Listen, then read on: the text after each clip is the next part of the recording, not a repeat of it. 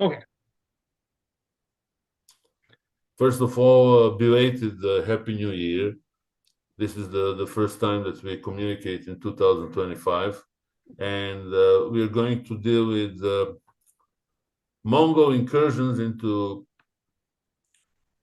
the Holy Roman Empire, which happened in 13th century during the first Mongol invasion in Europe. How many primary sources we have about that event? We know that Mongols penetrated Hungary, they created havoc, they burned down Kiev earlier, and also they entered medieval Poland. What happened with the Holy Roman Empire? Well, we have multiple sources that document this, that there were attacks on the Holy Roman Empire. But we have to keep in mind, we might think of just Germany as the Holy Roman Empire, but actually, um, it included the Kingdom of Bohemia as sort of a semi-independent state, but it had a king, and he was one of the electors of the new emperors. So Bohemia was a Slavic-speaking country. It was highly independent. It had a long history, but it had been pulled into this empire.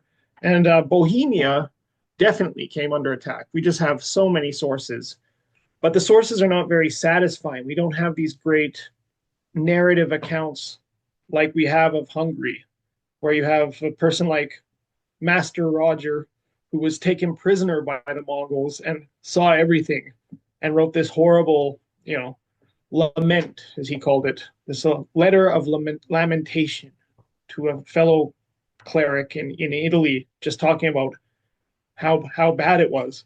We don't really have that with the Holy Roman Empire, but we have annalistic, monastery sources, various monasteries that mention the attack on Bohemia.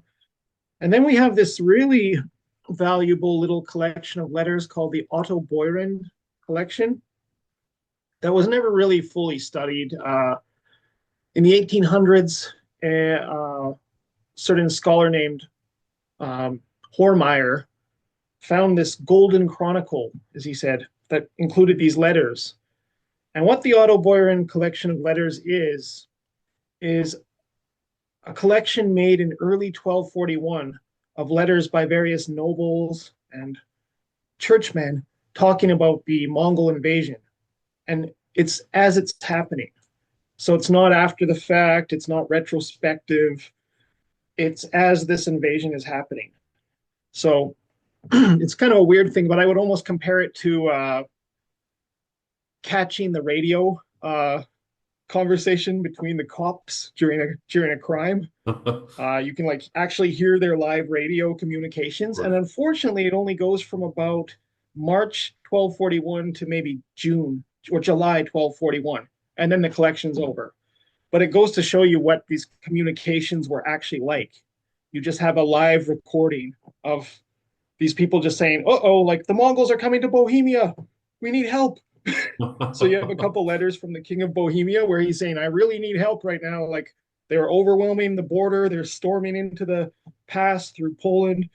And then you'll have a letter from the Duke of Friedrich of Austria, and he's saying, I'm trying to help the King of Bohemia right now, but I'm under attack. They're attacking my borders." And then you'll have some German dukes like the Duke of Bavaria, and he says they've actually crossed the Danube River, and they're attacking Austria, and they're attacking Bohemia and inflicting slaughter.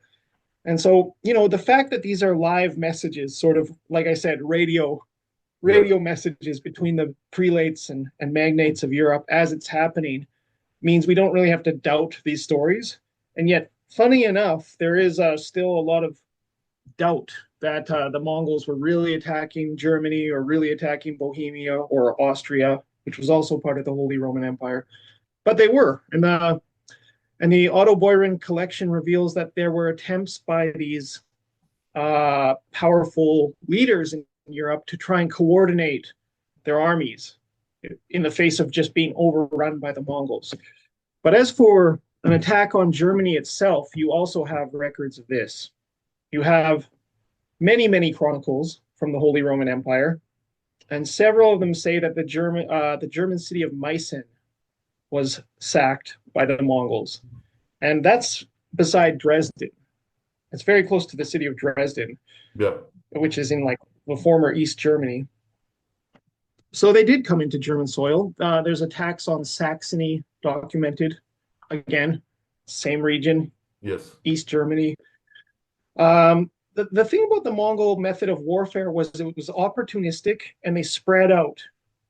They didn't just move as a big unit most of the time. As people from Eastern Europe said right after the events and during them, they said the Mongols just diffuse into the countryside and they look for any vulnerable village, any vulnerable town, and they just suddenly attack and they disappear.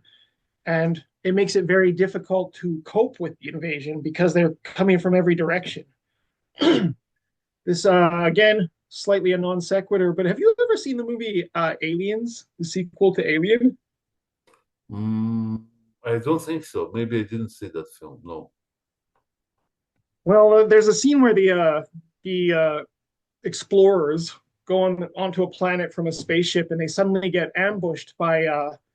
This movie was made around 1990, but they were ahead of their time because like these explorers are ambushed by the aliens, and they have a GoPro camera on their Okay. heads, and the crew on the spaceship is watching as the cameras go blank one after another as they're all attacked and annihilated. Okay.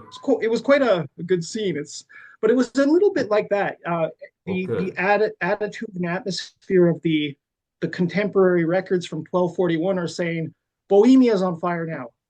Like the Polish Duke is trying to fight them. Oh, he's dead now.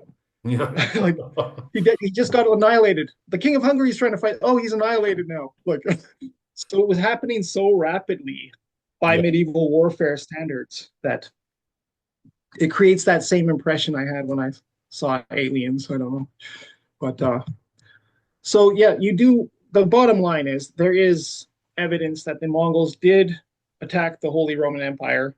The Austrian Duke personally describes in his letters from the Otto Beuren collection, he describes fighting them. He describes casualty figures, about 700 dead Mongols. Um, Another letter by Ivo of Narbonne. He was in the city of Klosterneuburg, and he said the Mongols attacked. A lot of people didn't believe that letter, but I wrote a long paper that came out a few months ago where I tried to rehabilitate the reputation of Ivo of Narbonne and show how his letter fits within the larger picture from the Otto Beuren collection, from the chronicles of the time, from the analytic sources just recorded by monks year after year, and even from Asian sources. You can tie it all together and be convinced that the Mongols really did make a pretty serious attack on Austria. It's documented in too many contemporary records, and they definitely attacked Bohemia. There was slaughters in Moravia, which was part of the Kingdom of Yeah. Bohemia. Very limited compared to Hungary. Same with Poland. Poland's attack was limited compared to Hungary, but it was nonetheless devastating. A 1400s writer, Jan Długosz, said you can still see the ruins of what the Mongols did in Poland. They were only here for 3 months, and you can still see their Batu's, it wasn't really Batu, but Orda's camp. You can still see where they took the prisoners. You can still see the trail of destruction. And they call this the road of the Tatars, etc. They built a church where the body of Henry II of Silesia was found, dead after the Battle of Liegnitz. They built a church there. I've been to it. I've seen it. Yeah. So this really affected people. And in the 1400s in Hungary, it was even worse, though. Antonio Bonfini, a historian, said everyone nowadays can still see the piles of skeletons Yeah. left from the Mongol invasion in 1241-42. So the Yeah. point I'm making is even if these attacks were very limited on the Holy Roman Empire, they nevertheless were destructive, and because it was a full-on massacre at that point. Yeah. They The were. Mongols were just trying to I sow mean, havoc. they reached the level of brutality that was notorious even for medieval standards. That's the point that I often try and get across, or that I feel. And then I watch YouTube videos and people say, yeah, Genghis Khan. You'll see a video with like 500,000 views, and they go, Genghis Khan, yeah, he was a mass murderer, and the Mongols were mass murderers, but it was, that was acceptable practices of the Middle Ages. No, No, it it wasn't. wasn't. No, no, it wasn't. Of course. Everyone, be they the Islamic world, Yeah, China, Europe, they all say this is abnormal. This true. this level, Yeah, yeah. the So level no of one destruction was, was abnormal. True. yeah, no one's actually saying this. Don't worry, this is totally the standards of our time. But that's what we say now to lighten, to soften the picture of a otherwise kind of admirable figure, Genghis Khan. Um, we just say, yeah, well, okay, he massacred people, but that was common practice at the time.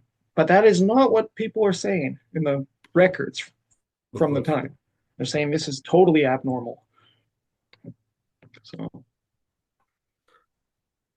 Regarding the terminology of Mongols and Tatars, because we have always confusion, especially amongst people who are not specialized in Mongolian studies, and people who think that Tatars and Mongols mean different ethnic groups. What do you have to say about that? That controversy, so to say. it's it's got a sort of kernel of truth, and it's a sort of historiographical propaganda bending of the truth over time Yeah, that we're witnessing. And that's why it's so confusing.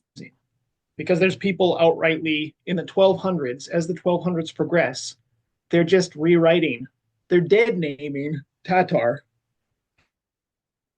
and they're making Tatar the name of enemy people in Mongolia. And they're at the same time saying, well, we never called ourselves Tatars. But I think they were actually calling themselves Tatars.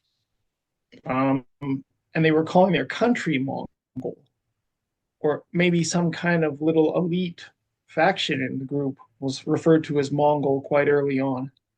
But gradually, the best comparison, and it's not even a good comparison, is the Soviet identity compared to Russian. As things progressed in the Soviet Union, they started to want people to identify as the Soviet man. yeah, And of course. increasingly people will identify them as the Soviets, but that was the state. Yeah, I think that's a little bit what happened with Mongol. But if I could share a map, I think this will help to explain what I think happened and why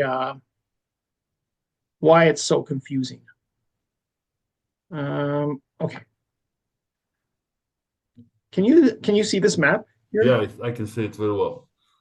And this is the map of So on Far East. We see yeah, Japan, this is we the see China, and of course right. different territories like Tibet Yeah, so this is or the eastern provinces. half of the Mongol Empire, called the Yuan Dynasty from 1260s or Yeah, 1270s onward. Kublai Khan, sort of when the empire broke apart, this became his and his successor's state. But it's reflecting the already existing Mongol Empire, of course, because Mongolia is the beginning point of the Mongol Empire. And as you can see in the kind of center, and you go a little bit up, you see yeah, Karakorum. yeah. That's the capital of Chinggis Khan's sons, starting with Mhm. his successor Ogadai, and that was the Mongol capital. Although increasingly, it of course became Daidu or Dadu, which is Mhm. Beijing now, as they started to be pulled into the Chinese sphere and find it more comfortable there, etc. But that's not the point of this map. What I wanted to show is if you look east of Karakoram, you see these Belgutides, Khazarids, Okay, Kamuga Ochaginids, and Kachunids. And they're all surrounding these lakes and rivers, these of kind of course, prominent lakes and rivers in of course. Mongolia, the Karalan and Onan River. Well, though that those names that seem to mean nothing, those are all Chinggis Khan's brothers. Belgutai was his half brother, who was, I think, maybe older than him. And Kachiyun was his, let's start, let's go in order. Khazar was his biological full brother, second son. So Chinggis Khan was the oldest. Kachiyun was his, the third son. So Chinggis Khan's second oldest brother, and he died quite young, but his family inherited this space. And then Temuga Ochagin was Chinggis Khan's youngest brother. And where he had put their appanages, where he'd granted them land, to raise their flocks and their people, they were given people back then. They're all surrounding this Lake Buir area. And this is what is called in Mongol historiography the Tatar heartland. Okay. So this is where the bad guy Tatars are from. They're from this exact area. Well, what do you know? That's where Chinggis Khan's brothers were all located. Yeah. That's where they're given their territory. And who are their rivals? When Chinggis Khan dies, who are their rivals? Well, it's Chinggis Khan's sons, who are situated here in Karakoram. So they're expanding their empire southward against China, westward against the Dar al-Islam and Europe and Russia and India, Tibet, what have you. But they've got this little Damocles sword in the back of hanging over them. Mm-hmm. And it's this Lake Buir kind of rectangle or diamond of Chinggis Khan's brothers' descendants. And I think this is the most covered up thing in Mongol history of how Chinggis Khan's sons don't really like these guys. They have for obvious reasons. They didn't like each other. Yeah, they're hovering right over top of the heartland of the Mongol Empire, and you can't really do anything about it because they're sacred. They're Chinggis Khan's brothers and their descendants. But really, tension is building through the 1200s as the empire expands between Chinggis Khan's sons, we can call them the Chinggisids, and then these other characters, the Belgutayids, the Khazarids, the Ochaginids, the Kachiyunids. And this eventually explodes in horrific civil war in the 1280s, but it was already simmering for years. And this, I think, is where we're getting the propagandistic distortion that has resulted in total confusion in the 20th and 21st century about Tatar and Mongol and what they mean. So what happened was, before Chinggis Khan became Khan in 1206, he was actually a vassal, kind of a soldier for a higher ranked guy named Wang Khan or Togaril. And he's called in the secret history, he's the chief leader on the Mongol steppe, and Chinggis Khan was his helper, one of his generals. One of his generals, exactly. And then eventually, Wang Khan turns on Chinggis Khan and his followers and attacks them. And although Chinggis Khan eventually, of course, beats him and becomes the supreme leader on the steppe in 1206, he first loses to Wang Khan and he gets chased off. And according to Rashid ad-Din and the Chinese chronicles, the Yuanxi and whatnot, and Mongol records, he fled into this region, this lake region. So Chinggis Khan fled to basically the eastern reaches, and there were still Tatars there. There were these Tatar tribes. Yeah. And this was his moment of doubt. This was his crisis where he drank the muddy water of the Baljuna River, and he only had a handful of followers allegedly with him. And he said, anyone who drinks this water with me will share the victory someday with me. And they all had their names inscribed. Anyone who had been part of this crisis with him when they were near starvation and hiding out in the lake region.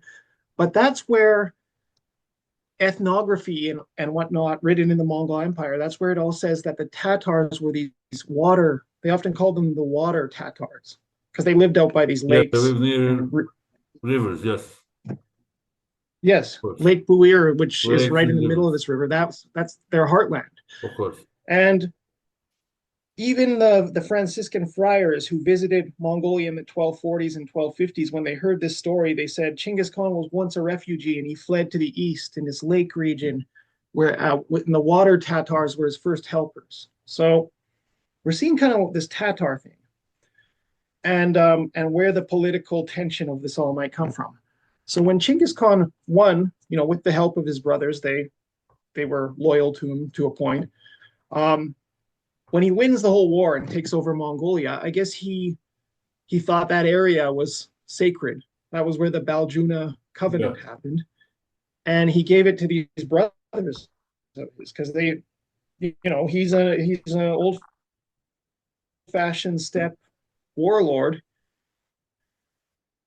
He doesn't maybe quite foresee what he's about to do in history, and he's just kind of giving out appanages to his loyal brothers. You can trust his brothers compared to strangers. And what happened was, so these were like semi-independent states from the 1220s onward, and increasingly Chinggis Khan's sons and grandsons and his family, who are ruling from Karakoram through the 1220s, 1230s, 1240s, 1250s, they really don't like that there's so much power concentrated around this Buer Lake. And it's right around when this generation who actually took part in the formation of the Mongol Empire, when they died around the 1250s, 1260s, that the Mongols really start composing their historiography. And they say, oh, the people in that lake region were really bad dudes. They'll even say things like Rashid ad-Din will say, Jamuga's retainers and helpers, they all lived in that area. And they joined Chinggis Khan's brothers. You know, the Jamuga was Chinggis Khan's like first arch enemy, Yeah. like frenemy. He was a friend turned enemy, and they had this legendary war and everything. And Rashid ad-Din made the point of saying, Jamuga's old retainers moved over to this lake region, and that's also where the Tatars, the bad guys in the secret history of the Mongols, that's where they are. And it looks like what it's reflecting is that the Mongol Empire's supreme family, the Chinggisids, Yeah. do not like this power block over here of his brothers. They don't trust it. They can't really get control of it, and it will flare up in explosions of tension that eventually lead to full-scale war. Um, one of these tensions was Ogadai Khan in the Secret History, the last chapter. He apologized for basically kidnapping the women from the Ochaginid tribe or appanage from their land. And he said, that was a really horrifying thing I did. That was an atrocity. I shouldn't have done that. And everyone kind of just, reads that. That's interesting.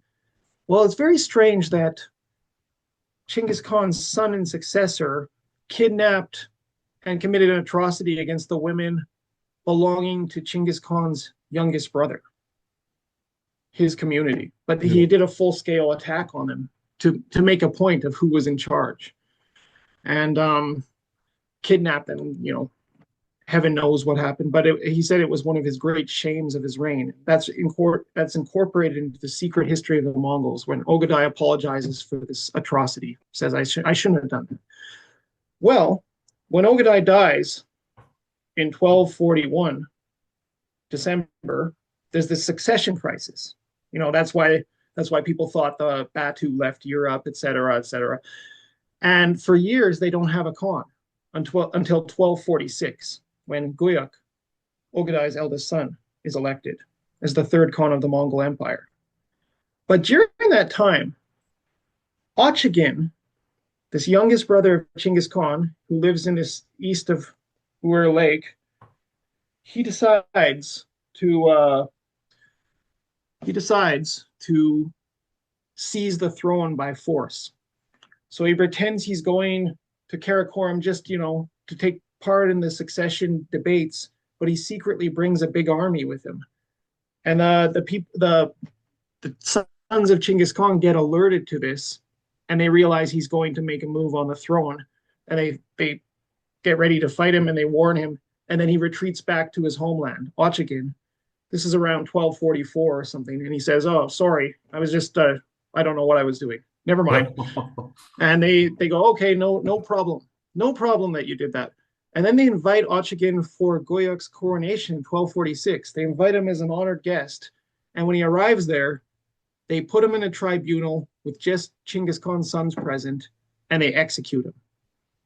They kill him. Yeah, So of they course. kill In the Chinggis spot, Khan's brother, of course. youngest brother, and that was a special position. Yeah. And the Ogadiads also ended up murdering Chinggis Khan's most beloved daughter, according to a letter found that Rashid ad-Din records verbatim. So there starts to be these attacks on the sacred family.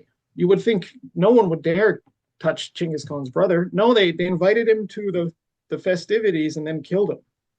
And Of he course. so happens to be in this exact region. His people are in that exact region that starts to be called the Tatars, the bad guys, the arch enemies of Chinggis Khan.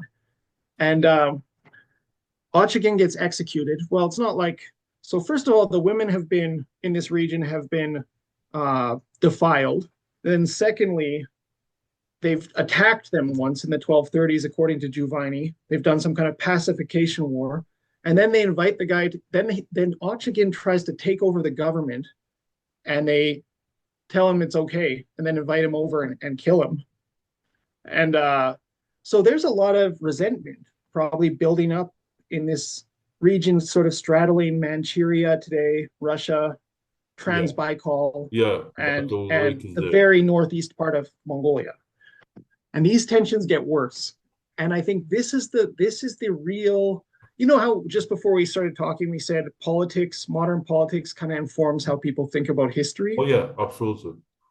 People Well, that was project that was happening. modern events into historical events and historical circumstances from 15th century or first century AD, and they try to draw analogies, which is many times a mistake. You cannot draw a full analogy comparing modern history or history of 20th century with events from ancient Roman history or ancient Chinese history. Some similarities exist, but in general, the new circumstances are always a factor that shapes what's going on in 2025 and what happened in 13th century. There's so many Yeah. reasons why 13th century is different from 21st century.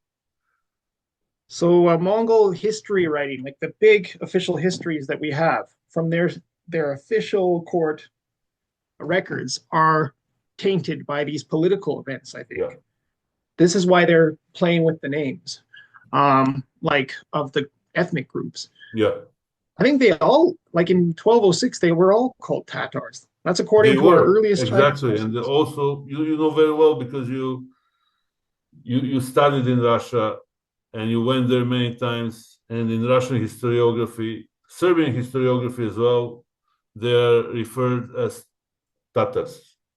We use this Exactly. term for a long time. And people used to argue, they repeat what Rashid ad-Din said around the year 1300. He said, oh, the reason everyone from Africa, Europe, England, all the way to Japan and Indonesia, the reason they call the Mongols Tatars is because the Tatar tribe used to have a great and famous name, and it was resounding all over the world. When? Rashid ad-Din, when was that happening? How come Exactly. that I can't find that in any records? Yeah. He says this thing was happening in the 1100s, the great Tatars. There's no record of that. And there are references to Tatars. There's no references to the Mongols in the 1100s, really, and or anything before the Mongol Empire. There's just a handful of kind of iffy references, and so there are, the Tatar word's getting around a bit, but it sort of just means Mongolians in general. It just seems to mean those, and it meant that back in the 700s when they said the nine Tatar tribes in the slipping my mind, a certain inscription Yeah. that's very famous from 732. It mentions the Tatars, the nine Tatars. So we have a Tatar name kind of floating around, but it wasn't like it was famous in Africa or something, like Rashida Dean tries to say. It's not like the Tatar name stuck in the minds of Russians and Egyptians because they're like, oh yeah, those famous Tatars up in Mongolia, up in the Manchuria Yeah, border exactly. region of Lake Baikal. In the Who right can forget those guys? northeastern corner. Yeah, it's not adding up the story, and what we're dealing with is people changing retrospectively changing something, and we have to think why. And today, I should publish on this. I haven't. Me and Jack Wilson, or Jack Wilson and I, are hoping to publish on this, uh, like a little book that will present this theory. But it's really about what's happening behind the scenes. It's about Chinggis Khan's brothers' territory that's kind of unified, and they don't like the larger Mongol Empire, and the Mongol Empire doesn't like them being there, but they don't really know what to do about each other because it's in a very volatile Of course. territorial arrangement. Because these guys could attack Karakorum and could usurp the empire, and Chinggis Khan's sons know this, that they're actually kind of vulnerable to have these Belgutides and especially Yeah, in the Ochaginids in the attack their them. in their era, of course. And so, like I said, um, they kill Ochagin, and I think that was a very there's no going back at that point. Yeah. So the And turning point. then and then the Tuluids, the branch of Chinggis Khan's son Tului, his family takes over. They basically become the big winners in the Mongol Empire and take over. Munka Khan takes over, and then his brother Hulagu conquers Baghdad, and then his brother Kublai conquers China eventually. So they're the big winners, and they're the ones writing the history, and they're the ones signing off on whether this history is correct or not. And it's their history project through the 1250 onward, where we're getting this account of the Tatars and the Mongols, and the Tatars are the bad guys who lived in the northeast area, east of Lake Baikal and around Lake Buir, and oh, they were just terrible people. As Rashid Dean tells us, he goes, oh, they were bloodthirsty murderers. They were the descendants of the people who helped Chinggis Khan's enemy, Jamuga. And if they had just been loyal, if they had just been good people, they could have conquered the world. But they Yeah. were wicked. And so Chinggis Khan had to destroy them. And he killed them all in 1203. He wiped them out. It's like, so how come then 1203, apparently the Tatar people are exterminated by Yeah. Chinggis Khan, according to the Tuluid official history. 1206, Chinggis Khan unifies the empire on the steppe, Yeah. and then he starts his world conquest, and somehow everyone from Africa and England to Java got the wrong name for the Mongols, Yeah. and they thought they were the famous Tatars up in Lake Baikal. There's something ridiculous about this story. The premise is impossible, I'm going to especially send when you we can. another link because this session is finished and we're going to continue. Okay, Yeah, excellent. I'm going to send you the link in a while.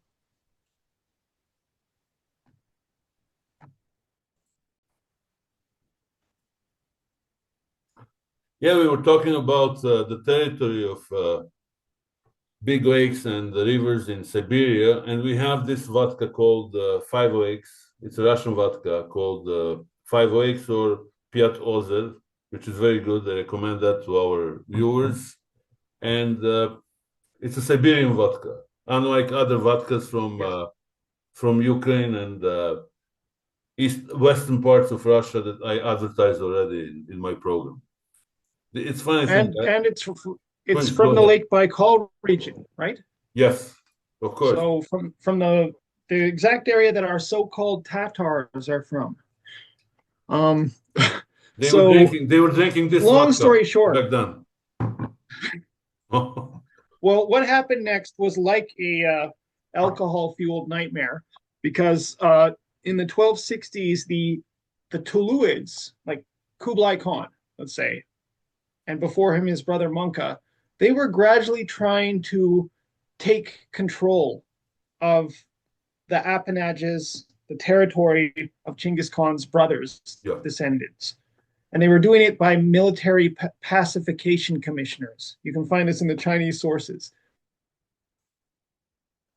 So they're basically admitting that Chinggis Khan's brothers' states are enemy states because they're sending this military government, high surveillance apparatus into those states.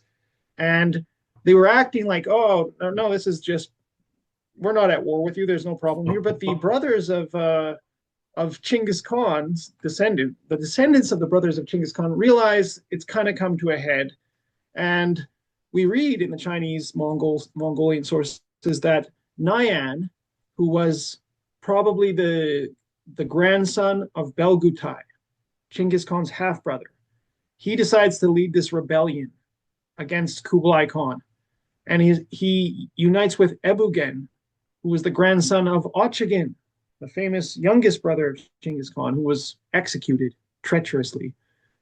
So they're now unite, and then they join with Shinglakar, the descendant of Kachiun, Chinggis Khan's second oldest brother, or I don't know how to describe it, the third brother. And so all these descendants of Chinggis Khan's brothers get together and they make a gigantic army composed of, quote, water Tatars, Jurchens, that's the Manchurians, Yeah. all those people in the Northeast, the Siberian people, and anyone they can get. And apparently the army was huge. Marco Polo describes this war, and he says like these armies were unprecedented. Hundreds of thousands of kind of troops, and every resource they had, they decided to just throw at Chinggis Khan's sons and just annihilate their hold over them. And it was a huge war. It's in the Chinese Mongolian sources, but many of the biographies of generals, they'll say they took part in this battle on the Manchurian frontier. And so it's in that region that was the so-called Tatars in the Tuluid historiography. And Kublai Khan, Marco Polo described it, he comes in person, all the princes on his side, and it's a huge Mongol civil war on the Manchurian Siberian frontier, right along these big rivers and near these lakes.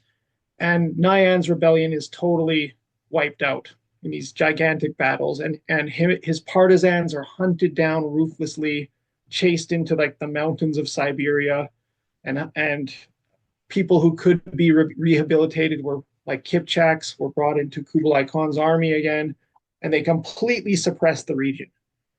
And that's the background of the historiography of the earlier 13th century.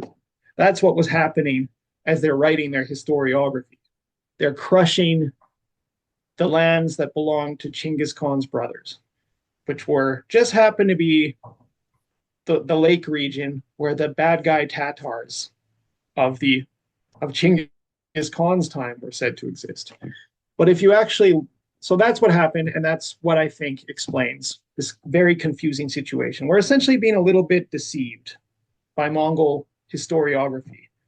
They decided to rewrite it that the people of that region had always been bad actors. And it was because in their own time, they were crushing that region.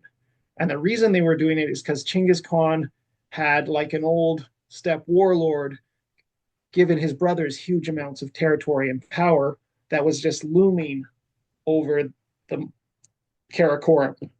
And Chinggis Khan's own descendants didn't feel comfortable continuing to coexist with this threat. Ochagin, Chinggis Khan's youngest brother, tried to seize the throne in the 1240s during the interregnum. And they committed atrocities against these people. And finally, they rose up in this magnificent, dramatic civil war that isn't really thought very much about and talked much about in Western historiography. So they're not acknowledging this 1280s Nayan's rebellion, and the lead up to it and the aftermath of it is something that is informing the official records about what happened a century earlier and who was there and who.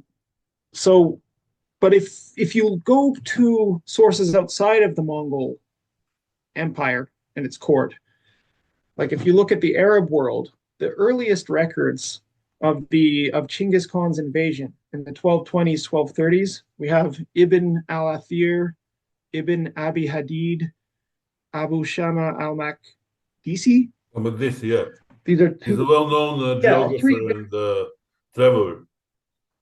right. All three of them, they're the earliest Arabic sources writing in detail about the Mongol invasions, Chinggis Khan's invasions. They all say that they're Tatars. Yeah. The invaders are Tatars. They never say Mongol once. And how is that possible if the Tatar people were wiped out in 1203 and then the great Mongol people of Genghis Khan went and conquered the world? It's not possible because the Mongols send emissaries. The communications between them and Arab states are documented. The communications between them and the Rus are documented. Between the King of Hungary and them are documented. And the King of Hungary in 1241 wrote, "These people call themselves Tatars." Yeah.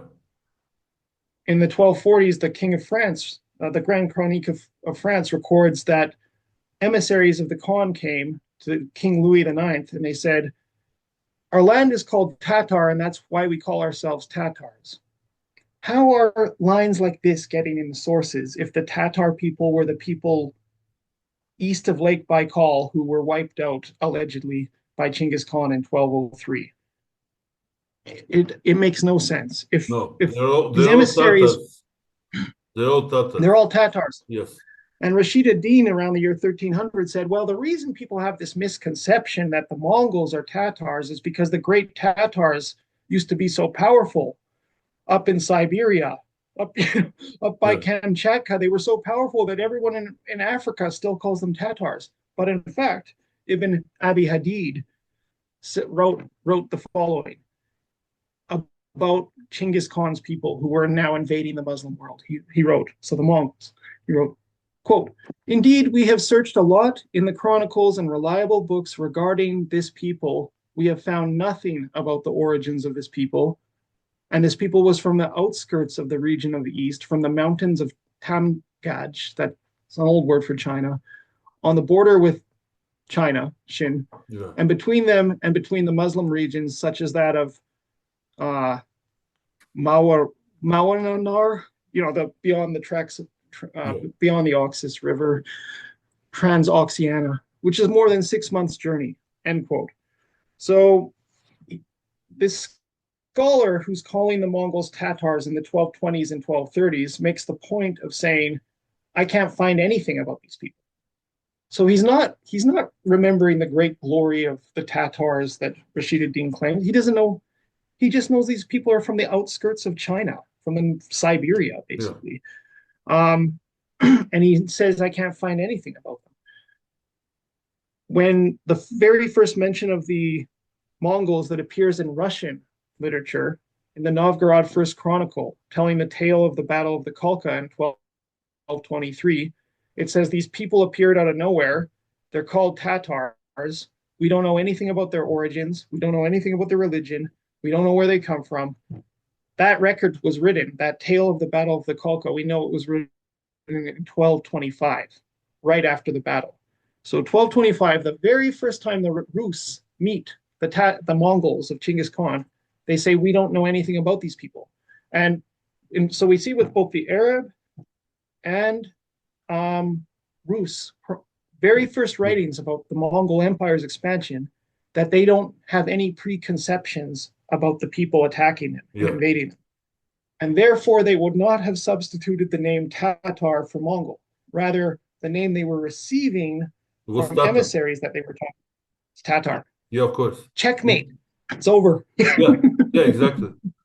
Because in all Russian chronicles, they were referred as Tatars until these days, including modern historiography. It doesn't make sense because you have records of emissaries from the Mongol Empire sent by the Khan meeting the King of France and saying that's why we're called Tatars. Yeah. And we have the King of Bohemia saying they call themselves Tatars. Well, he receives emissaries. We know even the Holy Roman Emperor Frederick II received emissaries, and he made a famous joke. He received a threat in the late 1230s to submit to the Khan or die. And he said, well, in that case, I'd like to become the Khan's falconer because I'm a fan of the sport of falconry. So we know that their emissaries come. Um, when a Mongol English emissary was captured in Austria, the Duke of Austria said, I recognize this guy. I've seen this English guy because he used to show up in the court of the King of Hungary all the time, requesting that Hungary submit or die. Yeah. Many times, he said, I've seen this guy many times. So imagine the scenario where these people keep coming representing Genghis Khan's government and they never bothered to clarify what ethnicity No, the this people is from the other impossible. side. It doesn't It's seem impossible. like a likely scenario. On the contrary, they knew very well who they represented, and they came as an official delegation. And regarding the incursions of Mongols or Tatars, we can stick to Tatars. Yeah. We're not going to use Mongols anymore. Regarding incursions of Tatars into the Holy Roman Empire, how credible are accounts of Matthew of Paris? Because at that time he wrote extensively about Mongols, and he depicted them also as cannibals, and gave them all kinds of negative reputation. Well, he was writing in England. He was based in St. Albans Monastery, Yeah, which he always assured his readers, he goes, don't worry, it has a really big library. I'm well informed what's going on. But he wasn't a boots on the ground kind of guy. yeah, He didn't see the Mongols in person. of course. On the other hand, he met Armenian refugees in England, Yeah, if you can believe it, in the 1240s. And they said they were saying bad things about the Mongols. So, anyway, as regards what he says about what went on in Germany, there's a lot of confusion. He seems to be getting details wrong. He's talking about some great battle at the Delphius River where Frederick II's son Conrad fought the Mongols. That doesn't seem to have happened. I think what he's talking about is perhaps the Latin Empire, because they actually seriously fought the Mongols. yeah, Or he's just trying to make the emperor look good, the Hohenstaufen emperor look good. But he's more correct than he gets credit for. He often gets portrayed, when books are written about the medieval imagination about the other, yeah, like the foreigner. of They course. bring up Matthew Paris and his sensationalistic descriptions of the Mongols. The problem is, he's not the only guy saying that. Yeah, That Ibn al-Hadid, person I just mentioned, he tells very similar stories of Mongol atrocities that he says he heard from merchants who had escaped from the Horazm Empire and areas like Iraq, and they said the Mongols will dismember people for the fun of it. of course. Well, Matthew Paris says stuff like that, but so does the Duke of Bavaria. Um, so does the King of Bohemia. So does Yandu Ghosh.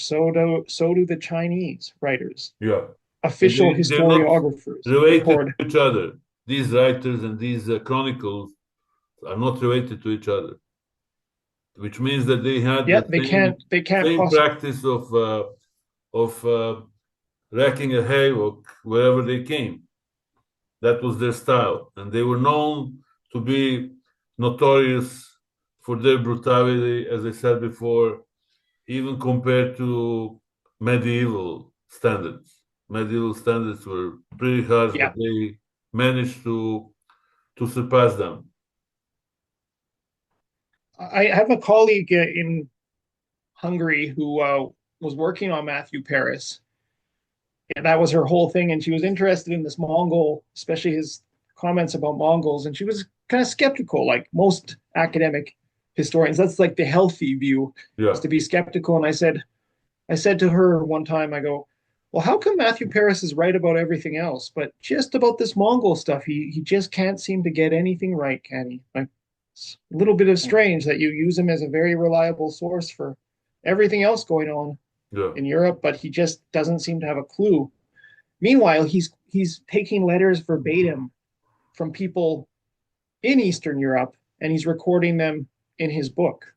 He's not editorializing. He Yeah. literally just recorded them word for word in his book. So it's like you can't, like, Matthew Paris's chronicle is too complex to say, well, Matthew Paris, I don't trust his views on the Mongols. So because you But have letters by multiple authors that he just recorded verbatim into his chronicle,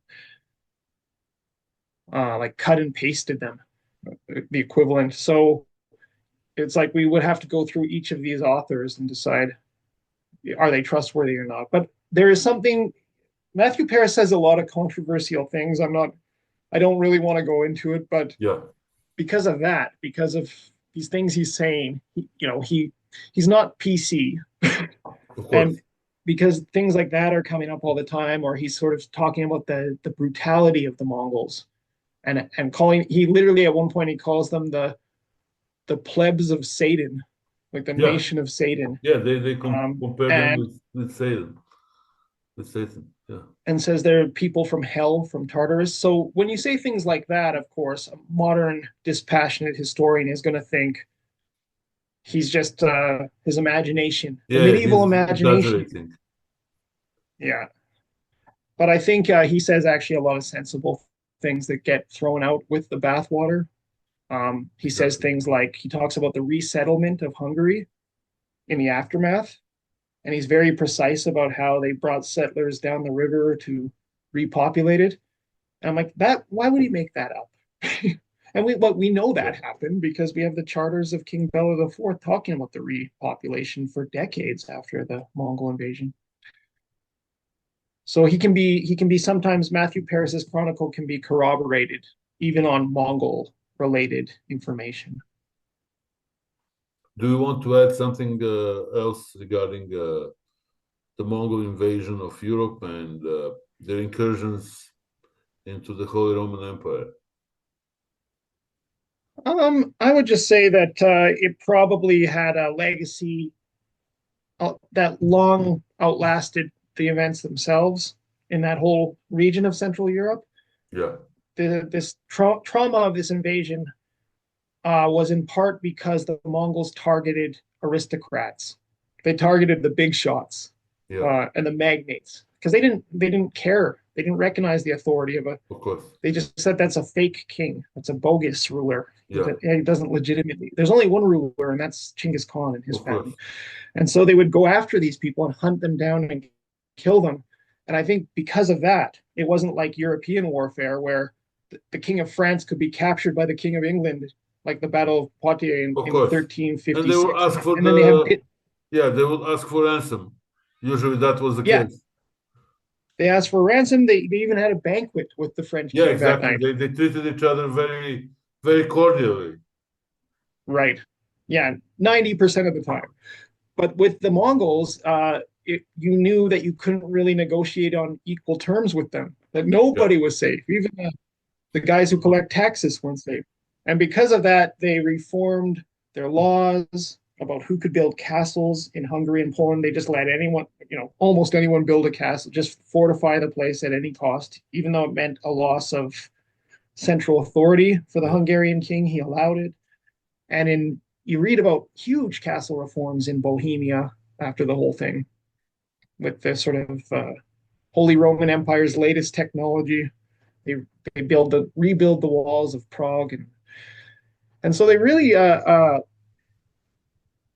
in the aftermath of 1242, as lightly touched as the Holy Roman Empire was physically, mentally it was affected, and it kind of drew their attention eastward to Inner Asia more Yeah. than it had ever been up to that point.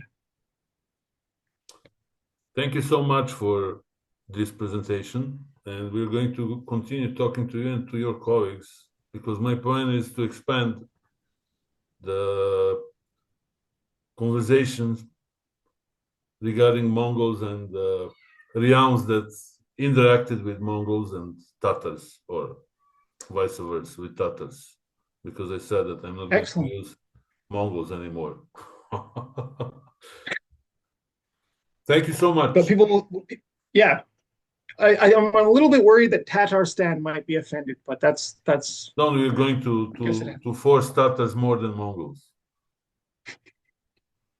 Thank you so much. All the best Yeah, thanks. in 2025, and we're going to talk very soon. Okay, thank you. Bye. All the best. Bye.